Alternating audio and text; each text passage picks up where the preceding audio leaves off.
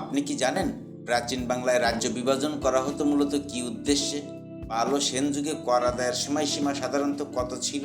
প্রাচীন বাংলায় ভূমি কর আদায়ের মূল ভিত্তি কি ছিল? এরকম হাজার প্রশ্নের উত্তর জানতে চ্যানেলটি সাবস্ক্রাইব করে সঙ্গেই থাকুন। আপনারা দেখছেন ইয়ামিনজিকে, আর আমি ইয়ামিন আছি আপনাদের সঙ্গে। চলুন তাহলে শুরু করা যাক। প্রশ্ন: প্রাচীন বাংলার প্রশাসন ব্যবস্থা কেমন ছিল? অপশান এ গণতান্ত্রিক, অপশান বি সামন্ততান্ত্রিক, অপশান সি সামরিকতান্ত্রিক, নাকি অপশান ডি সমাজতান্ত্রিক?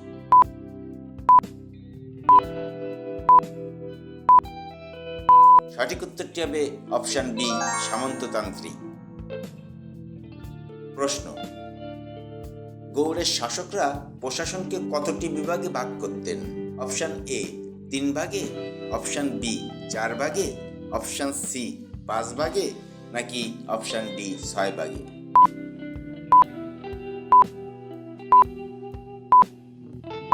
সঠিক উত্তরটি হবে অপশান সি 5 ভাগে। প্রশ্ন: মহারাজা ধীরাজ উপাধি সাধারণত কারা ব্যবহার করতেন? অপশান এ সৈন্যপ্রধান, অপশান বি রাজা, অপশান সি করদাতা, নাকি অপশান ডি পুরোহিত?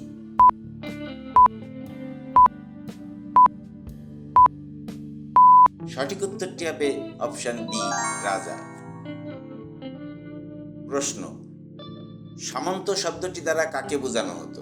অপশান এ রাজস্ব আদায়কারী, অপশান বি সামরিক রাজ্য প্রধান, অপশান সি মন্দিরের পুরোহিত, নাকি অপশান ডি বিদেশি দূত?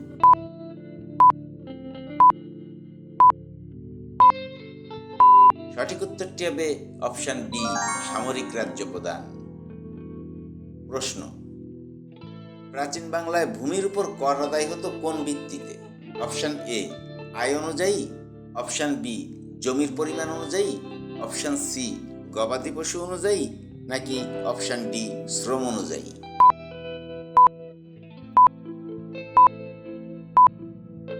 সঠিক উত্তরটি হবে অপশান বি জমির পরিমাণ অনুযায়ী।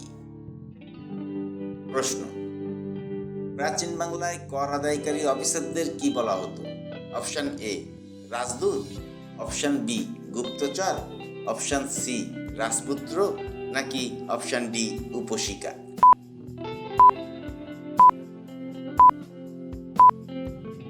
সঠিক উত্তরটি হবে অপশান ডি উপশিকা। প্রশ্ন: পাল যুগে গুপ্তচরদের কি বলা হতো? অপশান এ চর, অপশান বি নিগুড়, অপশান সি দণ্ডপানি, নাকি অপশান ডি অমাত্য?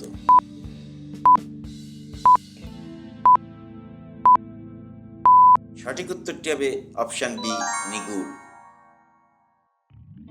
প্রশ্ন: সামন্তপদটি কোন কাঠামোর অন্তর্গত ছিল? অপশান এ করনীতি, অপশান বি প্রশাসনিক, অপশান সি বিচার বিভাগ, নাকি অপশান ডি বাণিজ্য?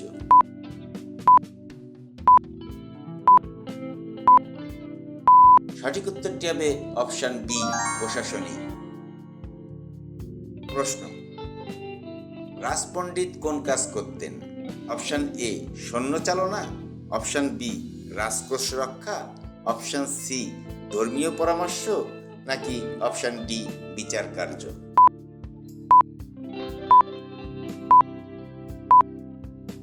সঠিক উত্তরটি হবে অপশান সি ধর্মীয় পরামর্শ।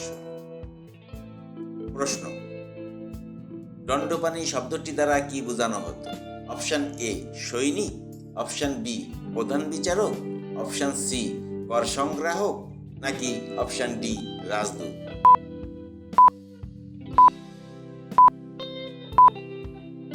সঠিক উত্তরটি হবে অপশান বি প্রধান বিচারক। প্রশ্ন: উপরিকর কোন ধরনের কর ছিল? অপশান এ উৎপাদন কর, অপশান বি বাড়তি কর, অপশান সি ভূমি কর, নাকি অপশান ডি পশু কর?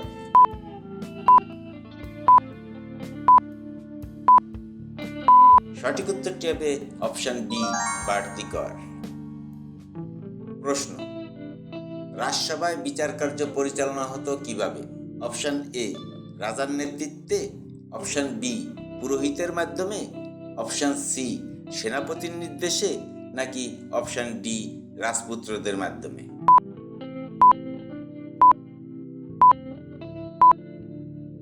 সঠিক উত্তর হবে অপশন এ রাজার নেতৃত্বে। প্রশ্ন, প্রাচীন বাংলায় ভূমি কর আদায়ের মূল ভিত্তি কি ছিল? অপশন এ জমির উৎপাদন ক্ষমতা, অপশন বি জমির পরিমাণ, অপশন সি গবাদি পশুর সংখ্যা, নাকি অপশন ডি শ্রমিকের সংখ্যা?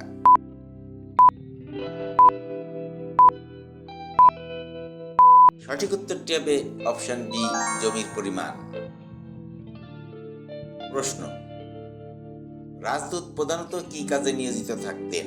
অপশন এ বিচার বিভাগের কাজে, অপশন বি অন্য রাজ্যের সঙ্গে সম্পর্ক রক্ষায়, অপশন সি কর সংগ্রহে, নাকি অপশন ডি সৈন্যবাহিনীতে?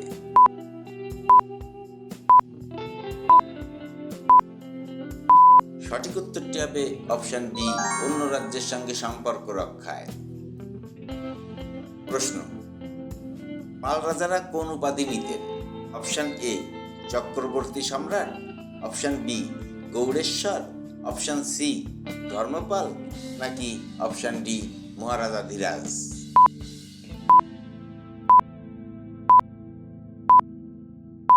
সঠিক উত্তরটি হবে অপশন ডি মহারাজাধিরাজ। প্রশ্ন, প্রাচীন বাংলায় রাজ্য বিভাজন করা হতো মূলত কি উদ্দেশ্যে? অপশন এ জনসংখ্যা অনুযায়ী, অপশন বি রাজস্ব অনুযায়ী, অপশন সি ভূখণ্ড অনুযায়ী, নাকি অপশন ডি প্রশাসনিক সুবিধার জন্য?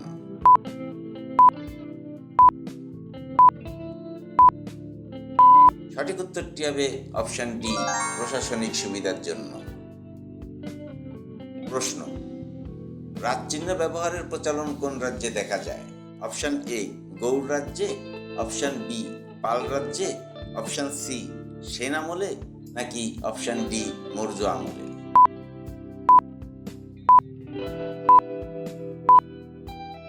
সঠিক উত্তরটি হবে অপশন বি পাল রাজ্যে। প্রশ্ন, পাল ও সেন যুগে কর আদায়ের সময়সীমা সাধারণত কত ছিল? অপশন এ প্রতি মাসে, অপশন বি প্রতি বছরে, অপশন সি ঋতু অনুযায়ী, নাকি অপশন ডি যখন প্রয়োজন হতো তখন?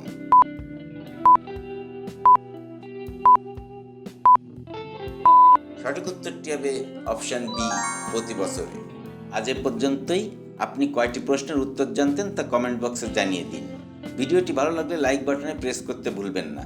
আর এই জাতীয় ভিডিও নিয়মিত পেতে চ্যানেলটি সাবস্ক্রাইব করে রাখতে পারেন। কথা হবে পরবর্তী ভিডিওতে। সে পর্যন্ত সবাই ভালো থাকবেন, সুস্থ থাকবেন এই কামনায় শেষ করছি। আল্লাহ হাফেজ।